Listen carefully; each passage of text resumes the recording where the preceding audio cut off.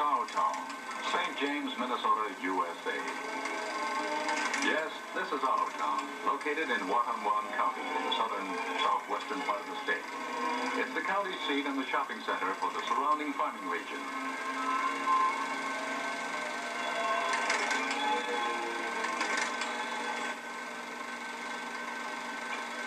Essentially, St. James is made up of graceful, stately homes built some years ago. But there are modern homes, too.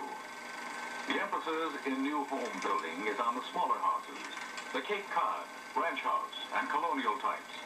These homes are not much different than homes in any other town in the nation, but to St. James, they're the finest in the world.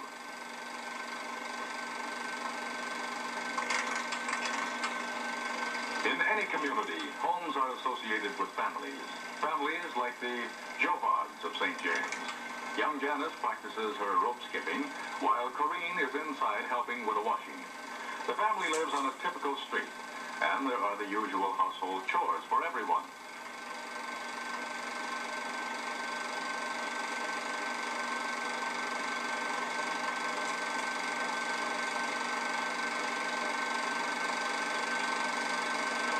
Housework is still an important part of the home training for American girls, and in the Jobag family, everyone helps. Corrine is a junior at St. Olaf in Northfield and is majoring in dramatics. She has been named the Sweet Corn Queen, and she was one of the finalists in the Miss Minnesota contest. Riding and swimming are her favorite sports, and she sings and writes poetry. Corrine's father is a minister at the Rosendale Lutheran Church. Janice has a collection of dolls of all nations, and 2-year-old Scotty Cosgrove comes over once in a while to help manage the collection.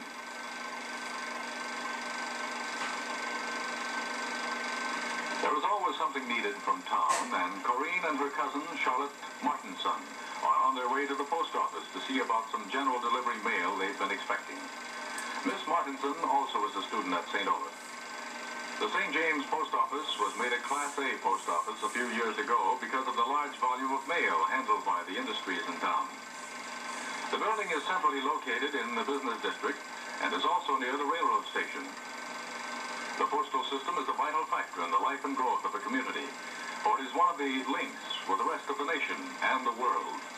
Business and personal affairs depend a great deal on the mail service and would be seriously handicapped without it.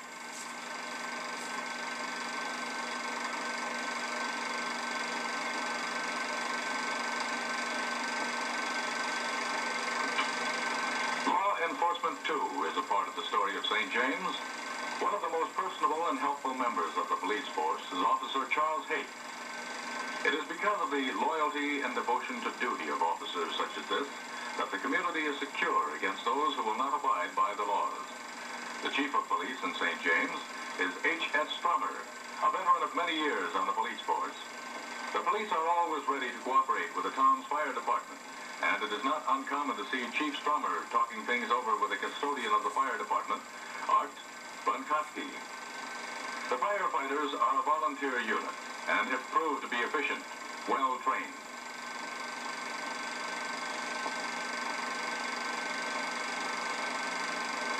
The youth of the town are the hope of the community, for they are tomorrow's citizens. In St. James, the youngsters are not without recreation. Here in the park near the center of town, Roger and Larry Rowland play near the monument to citizens of yesterday who gave the full measure of devotion.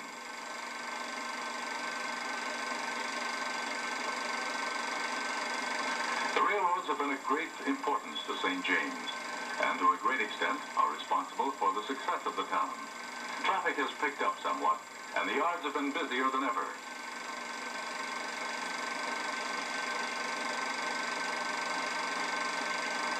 Before the introduction of the diesel engine to railroading, the Roundhouse was the scene of great activity. But the newer units have taken over the job of the steam engine, and work at the Roundhouse has dwindled.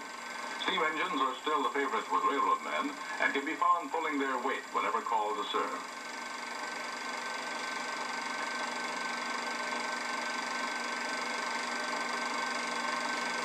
No history of railroading in this territory can omit the buffalo and the part they played in the building of the road.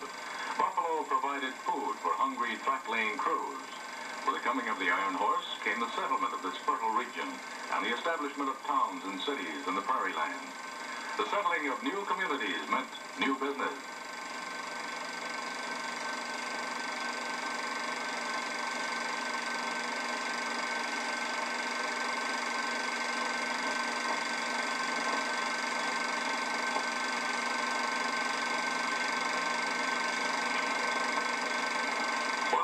Establishments in St. James is the Tony Downs Produce Company, packers of the oh-so-good brand of poultry.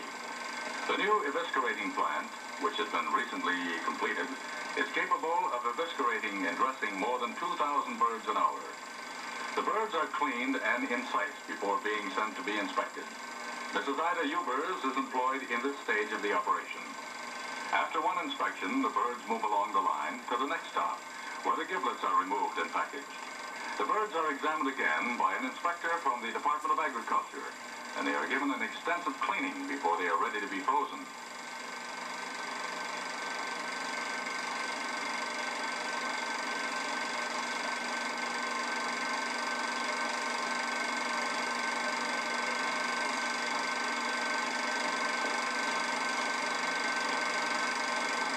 The dressed chickens are rinsed, removed from the conveyor line, and packed into tanks of finely chopped ice.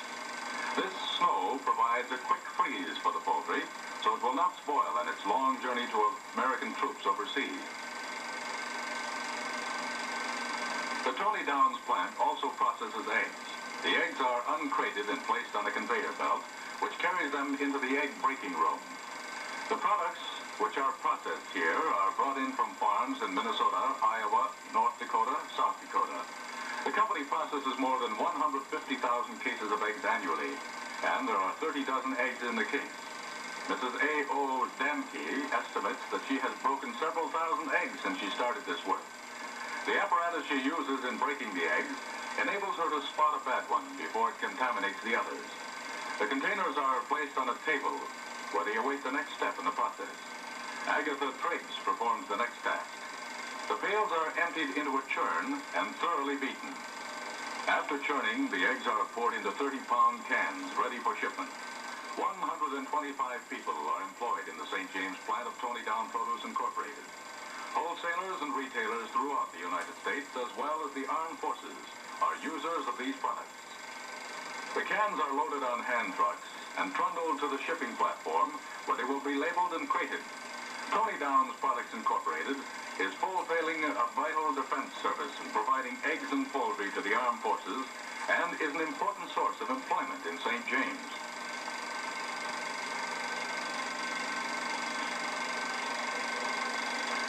A St. James mailman makes his daily delivery at the St. James Library. The library was established by the town after an intense argument. Some of the townspeople favored establishment of a municipal swimming pool. But the library won out, and today our library contains more than 7,000 books. It is housed in a well-constructed, airy building and efficiently supervised by Mrs. Clara Adrian. In the 3 years since the library was established, Mrs. Adrian has become well acquainted with the reading habits of our town, and she is able to help Mrs. M.E. Loper decide which book she will read next. The people of St. James also have access to the Watonwan County Library, so our choice of reading material is unlimited. The library subscribes to more important magazines and makes them readily available to everyone in our town. We don't have any famous original Gospels or manuscripts that were housed in the famous library of Alexander the Great, but we do have a good supply of books for the children. Jane and Marilyn Children spend some time in the library and escape from the summer heat.